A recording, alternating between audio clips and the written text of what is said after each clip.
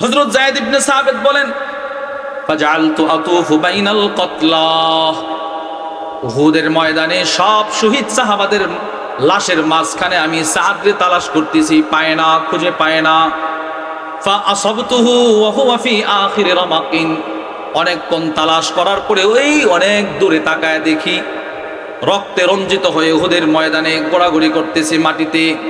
ওয়া বিহি সাবউনা দরবাতান, সামনে গিয়ে দেখি তার শরীরে একটা তীরের আঘাত নয়, দুইটা তীরের আঘাত নয়, 70টা তীর তরবারের আঘাত নিয়ে যেন জানটা চলে যাবে। হযরত যায়েদ ইবনে সাবিত বলেন, আমি সাদ ইবনে রবির কাছে গিয়ে বললাম, ইন্না রাসূলুল্লাহি সাল্লাল্লাহু আলাইহি ওয়াসাল্লাম ইয়াকরাউ আলাইকাস সালাম, নবীজি তোমাকে সালাম দিয়েছে। আপনারা কি মনে করেন 70টা তীর তরবারের আঘাত লাগলে একটা মানুষের চেঞ্জ ঠিক থাকার কথা না, ব্রেন ঠিক থাকার কথা না?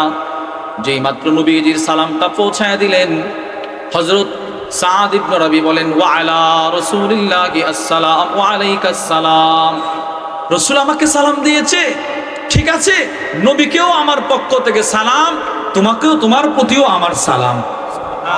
এবার যায়েদ ইবনে সাবিত বলে কি জানেন, রাসূল শুধু আপনাকে সালাম দেয় নাই তো কি, রাসূল আমাকে বলেছে আপনাকে যেই অবস্থায় পায় না কেন আপনাকে একটা প্রশ্ন করার জন্য। কি প্রশ্ন? খাব্বিরনি কাইফা তাজিদু, এই যে 70 তীর তরবারির আঘাত নিয়ে পড়ে আছেন, আপনার কি কষ্ট হচ্ছে না? এই প্রশ্নটা করার জন্য বলছে, যেই হালতে আছেন এই প্রশ্ন করার জন্য। হযরত সাদ ইবনে রবি তখন কি বলছে জানেন? কুল্লাহু ইয়া রাসূলুল্লাহ আজিদু রিহাল জান্নাহ, তুমি গিয়ে আল্লাহর রাসূলকে বলবা আমি 70টা তীর তরবারির আঘাত নিয়ে এই মুহূর্তে উহুদের ময়দান থেকে সরাসরি জান্নাতুল ফিরদাউসের সুঘ্রাণ পাইতেছি। এটা তুমি বলে দিও। এই সেই সাদ ইবনে রবি, উনি উহুদের ময়দানে শহীদ। এবার ওনার ভাই ওনার সব সম্পদ নিয়ে গেছে।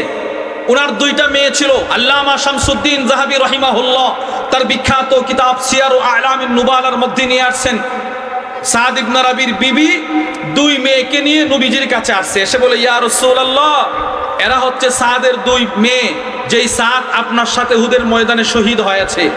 এদের চাচা সাদের ভাই আমাদের সব সম্পদ নিয়ে গেছে, আমাদেরকে সম্পদ দেয় না। আল্লাহর রাসূল বলেন, তুমি সাধারণ কোনো মানুষের স্ত্রী নও, তুমি সাদের স্ত্রী। হতে পারে আল্লাহ পাক তোমার এই সম্পদ বন্টনের জন্য আয়াত নাজিল করতে পারে। সাথে সাথে জিবরিল এই সম্পদ বন্টনের মিরাসের আয়াত জমিনে পাঠিয়ে দিয়েছে আল্লাহ।